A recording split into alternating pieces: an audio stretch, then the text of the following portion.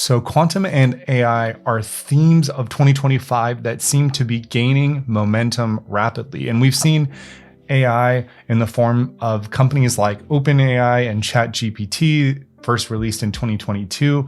Now that company is growing exponentially in value. And we see big tech companies racing to build out their AI and AI infrastructure. So today, I want to talk about two stocks that are players in this space. So BigBear.Ai is one of the stocks. I'm an early investor for BigBear, but I want to talk about some of the financial picture with BigBear. I want to look at some recent news and some performance in the stock market. Recently, it's been doing really well, and this stock can still be picked up for around $5 to $6. I also want to look at a company called SealSQ, ticker symbol LAES, which is a quantum cybersecurity company that has been recently gaining momentum in the stock market. So I want to look at both of these, do a deep dive into some news, their financials, and even look at the stock chart and give my opinion on them. Both of these stocks at the time of this recording are around $4 to $5 each. And of course, they're growth stocks and they can be volatile, so they can go up and down. So it's very important that you do your own research. With that being said, let's jump right in.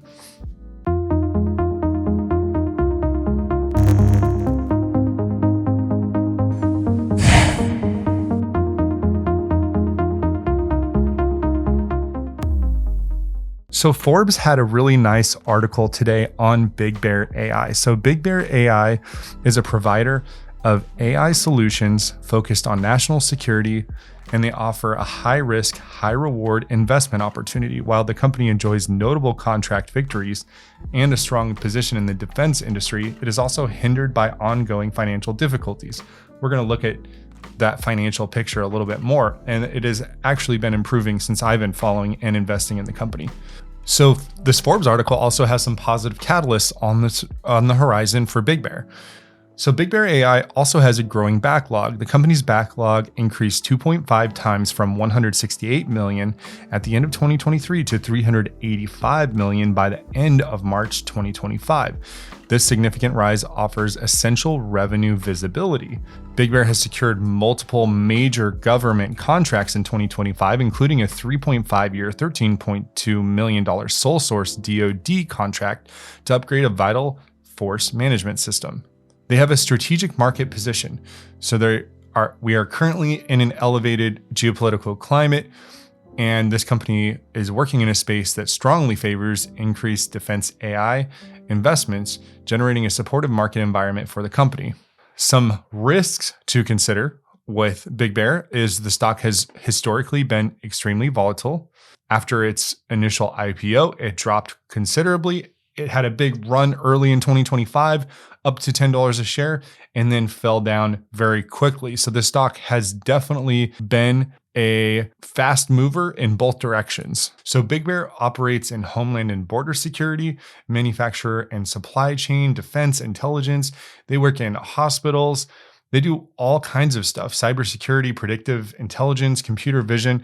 But one of the things where you might have seen BigBear is the last time you were in airport. So BigBear has deployed their enhanced technology at the following airports: Charlotte, Chicago, Cross-Border Express, Dallas-Fort Worth, Denver, JFK Terminal 4, JFK Terminal 8, LAX, Terminal 7, LAX, Montreal, Port of Seattle, and Vancouver. So they're rolling out their software and their hardware in major airports, which are part of the border for the US.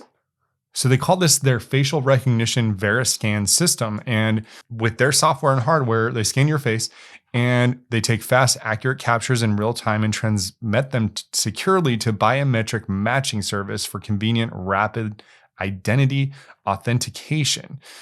So we're seeing that more and more airports are picking up BigBear.Ai, which is free advertising for BigBear. Very cool. So there's a lot to BigBear. And even if you just go to their website, BigBear.Ai, they are in the business of safeguarding national security. They're looking to improve and strengthen critical infrastructure. They're in travel and trade, manufacture and supply chain. They're doing intelligent edge operations. So they're working with the military, the Department of Defense, airports, and they're just an AI company that is in a very critical space that is necessary for border security and for national security, and is a company, there's not very many companies that are working in this space. And while this isn't always a reliable metric, I went over to BigBear's site and I just got a count of the number of open positions. And typically when you look at a company and if they're very aggressively hiring or if they have a lot of open positions, that is typically an indicator for growth. And since this is a smaller cap growth stock and growth company, you do want to see these open positions. So they're currently on the BigBear.Ai website, 48 open positions, which range from software engineers to data architects and full stack developers. I want to look at the financial health of BigBear. So BigBear's balance sheet, the main concern for BigBear is that they have short-term and long-term liabilities. However, if we visualize it this way, one of the big knocks on BigBear for a long time before Kevin McElhenny, who is the CEO of BigBear, came to the company, they were running too much debt.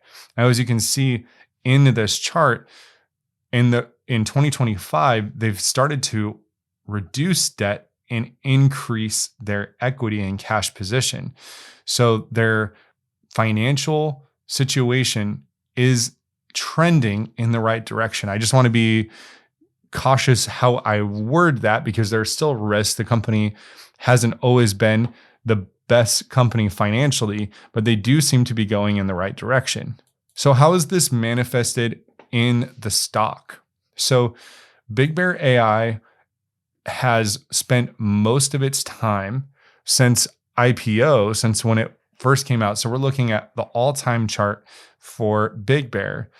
And most of the time that BigBear has been in the stock market, it's been under $2.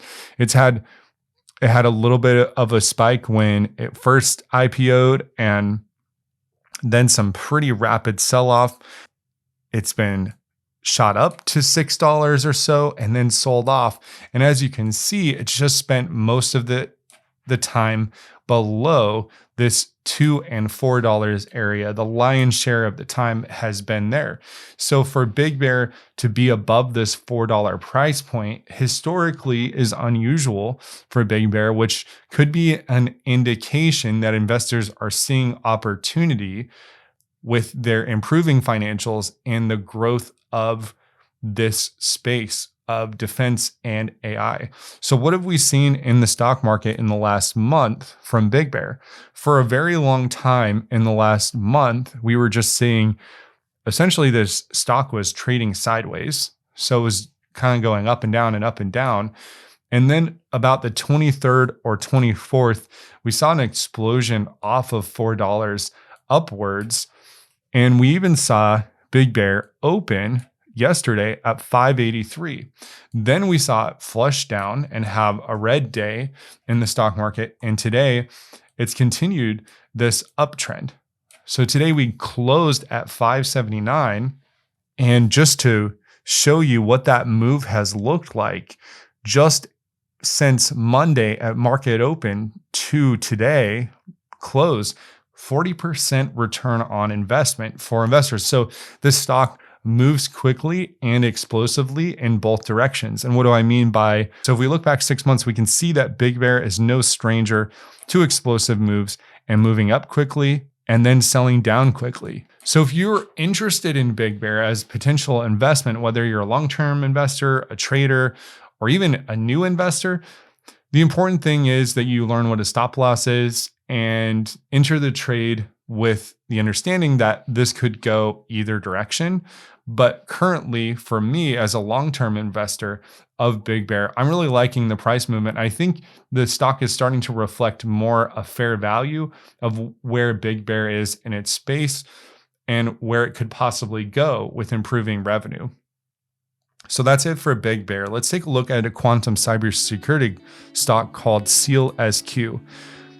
So in most of the things that I talk about on my channel are quantum and quantum adjacent stocks. So anything related to AI, tech, and quantum.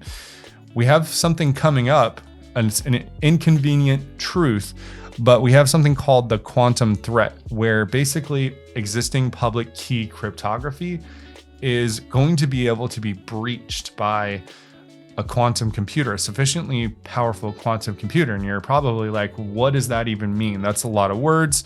Well, a Google researcher within the last month lowered the bar for a quantum computer to crack RSA encryption by about a 20x. So before it was thought that we were going to need 20 million noisy qubits to crack RSA, but now we're looking at 1 million noisy qubits. And that's because algorithms with quantum computers have been improving rapidly. So what that means is that there are very few companies in the world that are focused on this, but we need hardware and software that will be quantum safe so that our communications, our data centers, server farms, all of this data that just sits out there and that's protected by RSA could suddenly become quite vulnerable. And then company like SealSQ, Arctic Quantum, and different companies that serve in this space will become much more valuable because people will be lining up to get quantum safe. Recently, we saw SealSQ have a successful satellite launch, and they collaborated with SpaceX. The way they explain it is to solve the challenges of secure and seamless IoT, the Internet of Things connectivity across remote areas for applications like smart farming and logistics. SealSQ joined technologies with Fossa Systems to build WiseSat, a cost-effective and secure IoT connectivity solution. So we just had the CEO of WiseSat and SealSQ go on Twitter today and talk about the fact that they had this successful launch with SpaceX and that they're planning to get more satellites in the sky. They're also working on post-quantum RISC-V chip. Quantum systems are already challenging traditional security protocols like RSA and elliptical curve algorithms, putting billions of IoT devices at risk. Implementing post-quantum cryptography now secures devices and IoT ecosystems. So I have this article here that I've talked about on the channel because we've been covering LAES a little bit more recently. And there's actually an interview I did recently with a super investor that has somewhere north of 22,000 shares in this company. And I invited him on the show and I asked him, why do you invest so much in this company? What do you like about it? If you want to see that interview, I'll put it up on the screen. So this news article, WiseSat Space and SealSQ launch a new satellite with SpaceX, Elon Musk's company, enabling the first ever D-pin from space and advancing quantum safe communications. What this boils down to is the mission represents a breakthrough in space-based cybersecurity and decentralized infrastructure, marking the first satellite to embed SealSQ's quantum root key.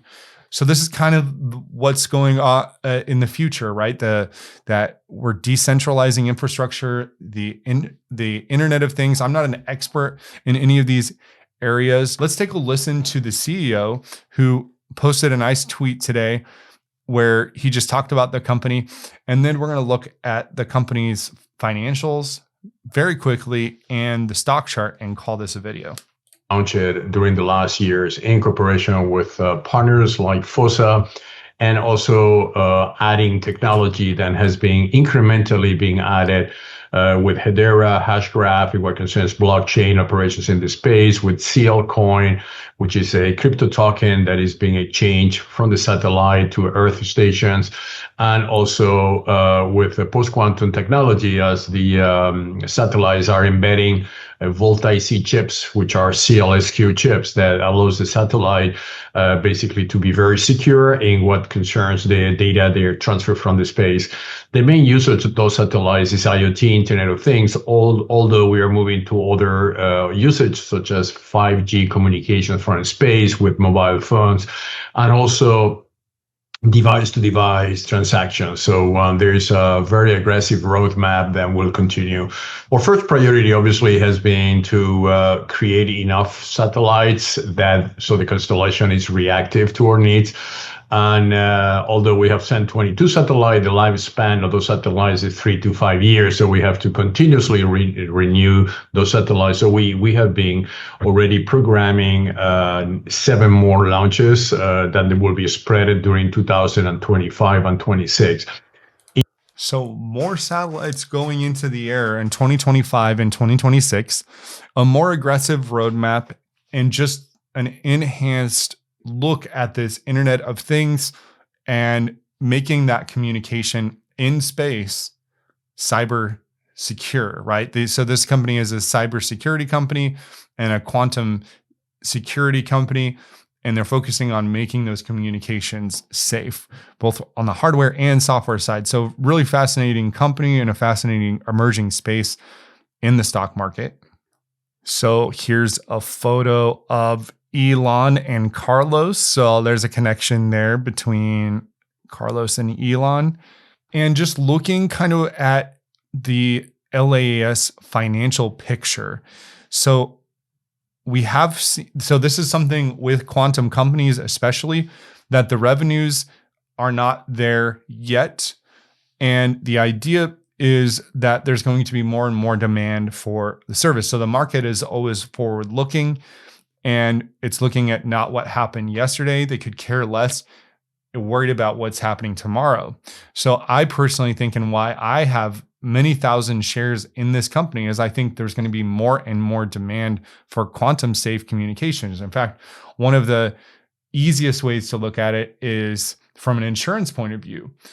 When insurers realize your data, if they go to a company and say your data isn't quantum safe, we're going to drop you from our insurance policy. We don't want the liability. Then people are going to be lining up around the door for these quantum cybersecurity companies. And SealSQ is positioned perfectly to take advantage of that.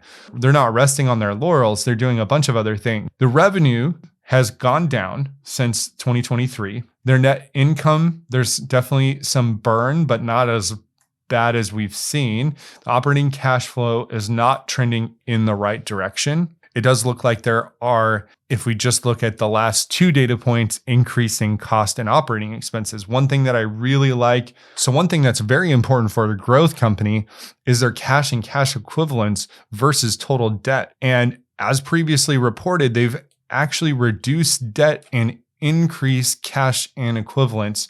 So we do like to see that. So while this company doesn't have the best financials at this point in time, people are starting to buy this company, and the stock is starting to go up because people are starting to realize where this whole conversation is going. It definitely is a speculative stock with risk to the downside. But let's take a look at how this is made. So if we look at the all-time chart for SealSQ, the market at one point had given this technology, and this wasn't too long ago, this was in last summer, had given this technology a price of about $25 a share. And then we see there was a very fast and violent plummet to the ground. And in early 2024, there was a tiny little run. And then what ended up happening more recently is we saw that this company was almost on the floor with no chance or no hope.